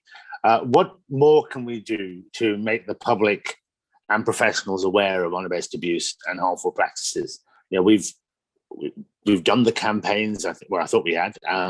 There's been a lot of activity, but there is still the case. I suspect if I went out the door and said, "What do you know about honour-based abuse?" my neighbours would say, "What?" So I think there's the question, isn't it? What more can we do? So really, that's open to anybody and everybody. Joe? Sorry, I don't think we communicate enough at all around this agenda, especially when we find perpetrators, for example, and people get prosecuted, and what happens to that, how many cases, that we have in terms of what we are experiencing as agencies in dealing with. I just don't think, and again, something I asked our City Safe team to look at today, figures are in context as well. We say things like it's gone up 3 times. Well, that's a massive figure, but going up 3 times to somebody who's learning it new doesn't mean anything to them. So I think we have to communicate a lot better on some of the statistics. Anybody else? My thought on that would be that we don't pool resources, that we work in silos. So I'm not commenting on anybody in Merseyside, but I know nationally what you tend to have is here's police have a week or something. Policing has a week. Then local authorities have a week sometime later. Other services have different weeks, which is fine. But it's often repetitive, duplication, different audiences, and we don't work together. We work in silos, even when it comes to communications. That's my thoughts.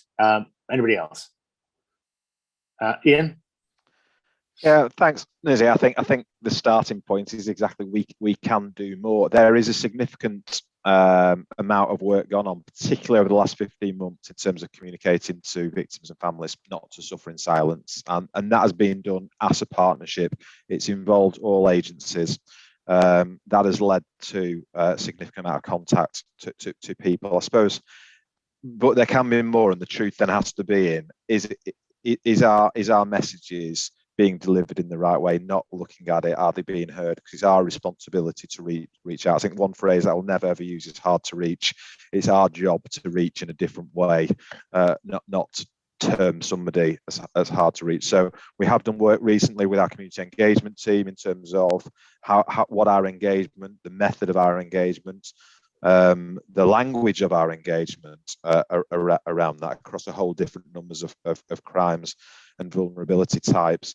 The question I pose to myself consistently, and particularly since coming from Lancashire, Nazir, into Merseyside, is we have so low levels of referral to policing and also to partnerships.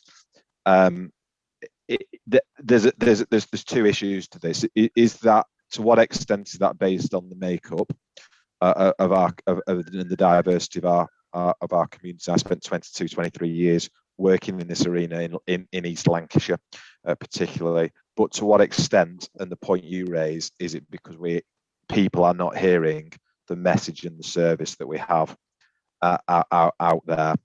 And I suppose, again, this is an opportunity just to reflect today and say, whilst we have done some really specific work around the whole domestic abuse agenda, and I'm careful with my language and narrative around this, how specific have we been, how targeted have we been to reach into areas that we are not necessarily being heard in? And I think I just reflect back on that today with partners and colleagues to move that forward, because there are hidden crimes that are not being reported to us, and our duty has to be to take them from the hidden into the reported. First of all, in the prevention space. Secondly, in to be able to respond to the appalling harm. And if it's not reported, as you outline in your narrative at the beginning of the names, that is the ultimate outcome, isn't it? Cheers, Ian. Saliha, I'm going to come to you in a moment. Nicole, do you want to say something on this particular subject about wider awareness? I think I talked a lot earlier about kind of some of the national strategy, the VOG strategy, and all sorts of things. But I just wanted to reflect more locally. I think, Joe is right. It starts with the leadership you have and making space for these issues to be prioritized and talked about. And having worked at the local level for many, many years, most of my career, I would say, the most substantial thing at the local level is the operational, or the kind of the strategic forum where you have buy-in across all services, at a senior level, that this is not an add-on, that this is core business. This is all of our services having a level of confidence and competency, and that these are not issues that are any longer kind of peripheral issues, that we have a growing understanding and recognition that these are core issues. There needs to be a serious strategic ongoing conversation, which is ever evolving. And I think it does require patience on our part. If this was easy, this would have been done already. These issues would have been addressed already. And it does take a real persistence. And one thing I just want to say about Savera, and this is what I think very often goes missing at the local level. An organization like Savera not only needs its funding to be kind of bedded down and more sustainably funded, but leaders like Afrah and her team there needs to be priority that they're doing one-to-one casework, but they're also doing a lot of policy work, education. All of that is time and resource. And I think what we often do is we tend to think, do we have our frontline services funded? But what we need for this greater community engagement and wider recognition and partnership work is a recognition that they have to be funded to do that work too. And to be right in there in those conversations, because they're representing the lived experience of the people they're helping and serving. And that needs to be really right at the forefront of our conversations. I can just tell you, as commissioner, I often go to many meetings and it's all the criminal justice partners, for example, and out of the room are the organizations that are helping survivors every day. Not that the criminal justice organizations aren't, but I think we have to bring those conversations together, and that's in the way we structure our operational and strategic work at the local level. So that's my 2 cents, if it helps. No, I'm grateful. Saliha, you still there? You were very critical earlier on about communication with people with disabilities. Is there anything you can suggest that we could do differently? I think it's about looking at accessibility of services and accessibility of information. So in terms of for people with disabilities, there's the obvious putting information in different formats and things like that. But also, as Ian said, the language that we use around this as well. So having easy read versions of leaflets and things like that, and just being more inclusive, really. Excellent. Thank you so much, Leah. The chat box is getting rather full. Well, the Q&A box, I mean. And Joanne is single-handedly answering all the questions. You're very kind, Joanne. So if you want to look at what Joanne has said in relation to some of the very Joanne-specific questions, please go into the Q&A box. I'm not going to repeat them here. They are your constituents talking to you. A couple of questions that are broader, which are around whether we should be mandating education on these subjects. The curriculum is often mentioned, whether there's enough in the curriculum around gender-based abuse, honor-based abuse, violence against women and girls, those kinds of issues, and whether it's now time to make it mandatory. As I mentioned, we do some work in Wales as a national advisor there, and from September, relationship and sexuality education is mandatory in all state schools, and from whatever age, so primary school. And that was very challenging, and a number of agencies and a number of organisations were reluctant. But the view was that the children need to know, and they can know in a very age-appropriate way. You don't have to, use a sledgehammer to crack a nut. Question really: what do colleagues feel about mandatory education on these subjects, and how do we deliver that? Can I come in? Afrah, you want to say something? You need to unmute yourself, though. No, it was in the for the previous question. I think it's about what else can we do more and stuff, and I can answer the education as well. I think I just would need to add. I think from Savera's point of view, I think services like us is always an add-on. These issues always an add-on, and I think we need to make them central of those commissioning services for us to really tackle the issues. But also, I think statutory organisation or decision makers organisation really need to know about this issue clearly to have policy making, but also making their professional from frontline staff to strategic policy decision maker really understand those, to recognise it, because those are the challenges that we face on a daily basis, where cases are mishandled, or that one chance rule that we've been talking about is mischance. And that's why many of cases they're not coming forward, is because people does not understand to recognise those culture specific harms. So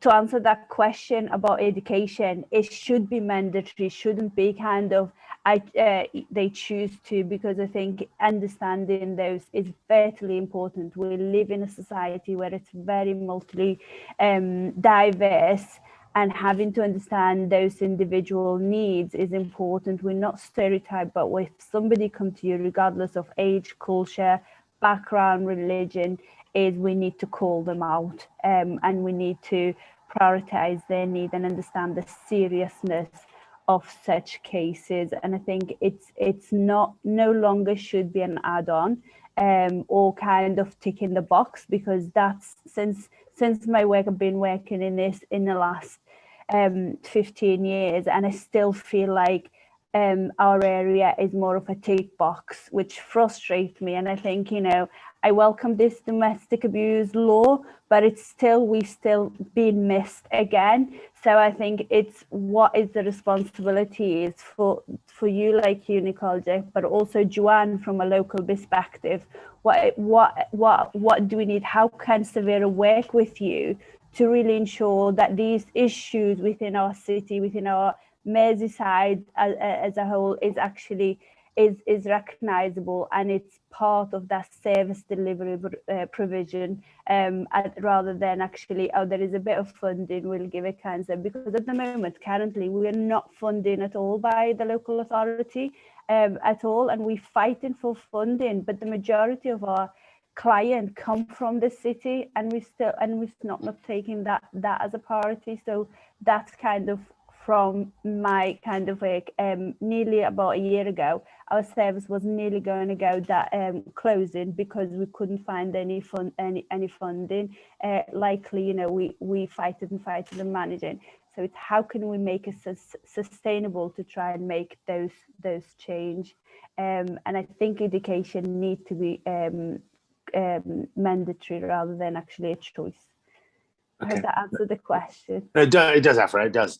I'm not going to ask Ian, because the police chiefs will have their own view, and I don't want to put him on a policy issue like that. But Nicole, what do you feel about mandatory relationship education, mandatory education on harmful practices? Yeah, I think it's similarly to Wales, in England, there's the same requirement for relationship and sex education in primary and secondary schools as of this year.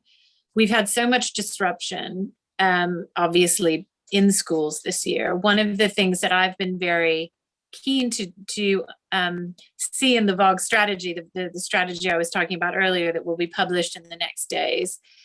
One of the things I'm very, very focused and looking out for is actions in it for the Department of Education to be assessing how this rollout has been going, what the challenges are, what good looks like. I think you can't, I mean, the provision that is required for schools does outline per age group what must be covered, but that's, you know, how it's delivered, the confidence of teachers and safeguarding leads within the school, the relationship to community-based services, which is inevitably going to be one of the first questions a teacher or safeguarding lead in a school will ask.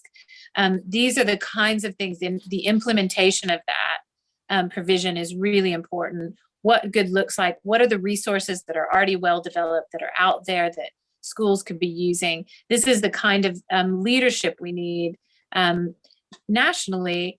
And I think that, you know, I still have a question mark about if enough work is being done at Department of Education about that. So that is something that I think we should all be aware of. It should be happening. It's worth understanding. You know, there are forums at the local level where safeguarding leads from schools all come together. You know, a very important thing that they could be focusing on at some stage is how the rollout in schools is going, what's being presented, all of the above. So there are forums and ways to get this done and understand at the local level. I think Afrah's point is pertinent. Afrah, if it reassures you at all, I hope you've understood today that I completely see the alignment between my office and the work that you're doing and how important it is. And I would say some of the mapping that we're doing will hope to be really clear what provision is in place and what's not in place for so-called honor-based violence, how it's funded, and I would hope that fleshes out the data and brings it to light, is what I'm trying to say at the end of a long day, so that it's really clear at the local level and also nationally, you know, where our gaps are and how patchy some of this service provision really is, and how it's not sustainably funded. And so it won't solve everything to map it, but I think it's a really important first step.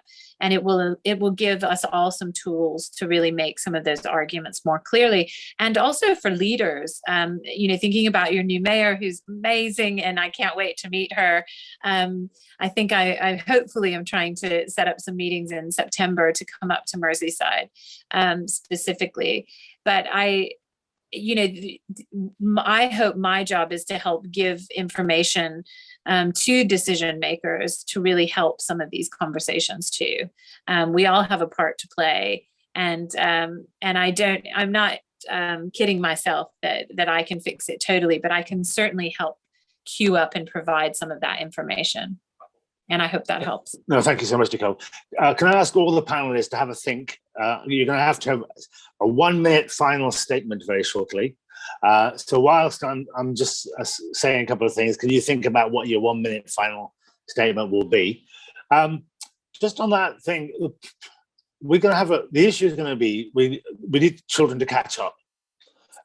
Because you know, for all the reasons we know, we've lost 18 months of schooling in effect, or some parts of it. And there's a danger, isn't there, that when we focus on core business, i.e. maths, GCSE and all that sort of stuff, there won't be time for these types of issues to be discussed and raised. And that's I think a strong conversation that we need to have with the Department of Education, but also I imagine, I'm not asking you, Joe, to give an answer here, but I think the mayors and others who are engaged with citizen need to have a think about how we ensure that we don't lose the momentum on this whilst we focus on the things that we have to do, because we've had significant delay during the pandemic. I think that's something I'd like people to think about. I'm not in a position, I'm afraid, to go through any of the other questions. Colleagues are filling them in as I can see the activity happening, including your PA, Ian. So by all means, please have a look at the Q&A for responses you're getting. It is 6 o'clock, and I know everybody's had a long day. I want to finish, if I will, by giving our panelists 60 seconds each It's not just to talk about Domestic Abuse Act. That would be that's too limiting. 60 seconds to your final message to our 100 or so attendees about what we can do, what you can do, and what we will do. So, anybody wants to start? I'm happy for Nicole. Nicole, you want to start? Yeah, I would. I mean, mine is really a simple one, and I'd say everyone listening, and I'll do it the same, and I'll promote it, is watch that video. You know, it's the idea of one chance rule. I think it's a great thing for us all to leave thinking about. You know, what are the opportunities we have day to day? Every survivor I have ever talked to in my entire career can pinpoint the one thing that someone said to them that changed and made all the difference. And that person probably didn't even know for sure that that was, you know, the thing that they would remember years later. The one thing that the police officer said, or the social worker or teacher or friend, they usually can remember it verbatim. And that made them feel less alone, able to do something, seek help, take an action that they were so scared to do. So I love the idea of this video, and within it, it was very quick, which is I guess my last thought to you and suggestion for us all is to let's listen to it again and share it as much as we can, because there's a lot of really great tips in there about speaking to people alone, how to really structure and make the most of that one chance we may have. And I think that's excellent advice. And so that's what I'd like to leave with you. Thank you, Nicole. Merfak, do you want to say something? Do you want to make a final statement? Yeah, that's fine. So my final statement would be, if there are any hesitation in regards to what you may feel is honor-based abuse, even if it's the most basic sign, feel free to give us a call and we can give you that advice. And that, again, just coming back onto what Nicole said, that would be you catching on to that one chance, and that could make all the difference to our survivors, to a person's life. And this goes to anyone, whether you're within the profession or just, you know, it happens to be a friend or a family member. So please make it a priority to just reach out and make use of our service. We're here for a reason. You are. Saliha, your final statement? Yes, I think it's really important that we continue having these conversations and talking about these issues, and just echoing what everyone else has said really around the one chance rule, and really taking that seriously and believing the victim, because no matter how trivial it might sound or how unbelievable it might sound, believe what they're saying. We saw in the case of Banaz Mahmoud, she reported being seen kissing her boyfriend, and obviously that wasn't taken very seriously. So we need to take what people are saying seriously and to speak to the victim. Thank you. Ian. Thanks, Nazir. So a couple of things. I always think we must lead in hope and optimism moving forward, but not forget and remember. And I think you started off by listing some names, and policing lost its way when we police by numbers rather than policing human beings.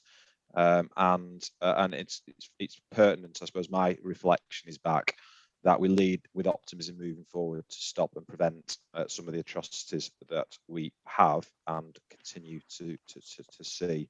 What's my reflections moving forward from this? Well, I have a privileged role to make sure that every one of my officers and staff police in a way that protects and gives confidence to the communities in Merseyside.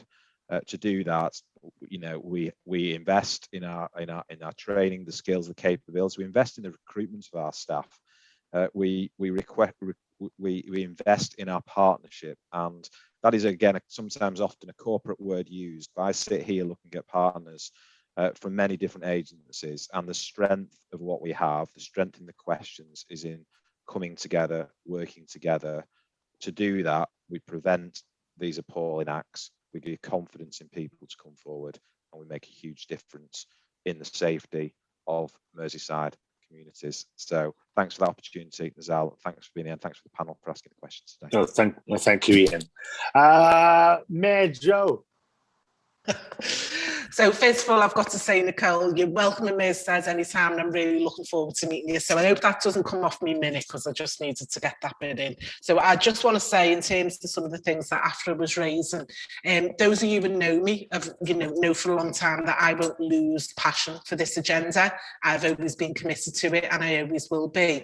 But I've also been committed about giving people voices. And so, my contribution already to the local authority is where does the community and voluntary sector sit in this mix, because it feels like an afterthought and they need to be central.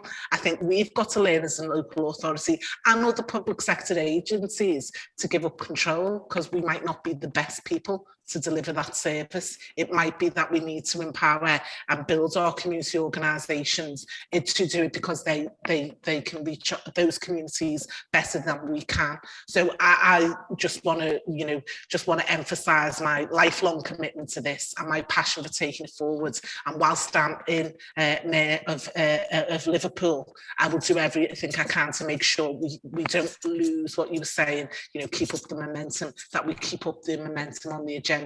But I just want to say there is lots of multi-agency working in place that I'm quite impressed by, in terms of I see a lot of commitment and drive from other agencies as well, and we will keep that up and build on it. Thank you. Thank you, Jo. For my part, I know, Afrah, you're going to finish up, so I won't give you a minute. You can have 5 minutes, as long as you want. For my part, it's really about listening. I'll give you a very current example. One of my new roles is, would you believe it, head of safeguarding at the Catholic Church. And when I met with victims and survivors, they said to me, Nazir, please don't wear black. And I thought, of course, clerical abuse, priests. And so I never wear black in their company. I listened to them. I had it's not something that I was familiar with or aware of, but once I'd heard what they had to say, I responded accordingly. And so you have to listen to victims, to survivors, to ensure that whatever service or whatever you do really has the greatest impact. And I hope that you recognize that it's each one of us that has a responsibility. You can't just simply say it's somebody else's. I will leave it there. Over to you, Afrah, to close. And thank you very much indeed, everybody. Thank you so much, Nazir. First, I just want to say thank you to every one of you who taking their time and being part of this really special day. And I think it's a one-day year that we remember, but I think to us as Savera UK, we remember those people every single day. And that's why we continue the fight, and that's why we continue the campaign, that hopefully one day soon that we should never have this kind of agenda to be, and every single person is free, particularly women and women suffering honor-based abuse and harmful practices, free from that, having their freedom and their choices to live the way they want to be rather than somebody telling them to do. To work together in partnership, because this agenda is not one agency, it's not a group, it's a community, is all of us that we play a role, regardless if you're a professional, decision maker, a community member, or somebody just walking in the street, because it could happen to anybody, and we all need to have that responsibility when we see a harm, that we stand against that harm, and we feel confident and encouraged and brave to report it, because I know that many of our communities that fear those cases is not because they don't happen, is because we are so fear to report or stand forward, rather than because of what happening. So I hope that we have that bravery and courage to stand against those, particularly communities that these issues happening previously. But also, I just want to thank all our funders, all our supporters, all our donors, because without them, I think we won't be here today. And I want to thank, special thanks is for our board, who works committed to this agenda and governing the Savera UK, from Nazir as our patron to our advisory to our ambassadors, and our youth campaigners who's daily, you know, giving their time to campaign and reach their youth groups as well. So that's really, we value every work that they do as well. And I want to finally thank my team who challenge every day, who support every day, and work so hard to support those who's at risk, and never complain, never move. So really that's so thank you so much.